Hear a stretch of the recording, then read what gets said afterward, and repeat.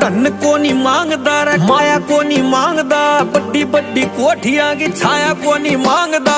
जिसा मैं बनाया तन्ने उससे मैं हूँ राजी, कोई सोना रंग रूप और काया को नहीं मांगदा।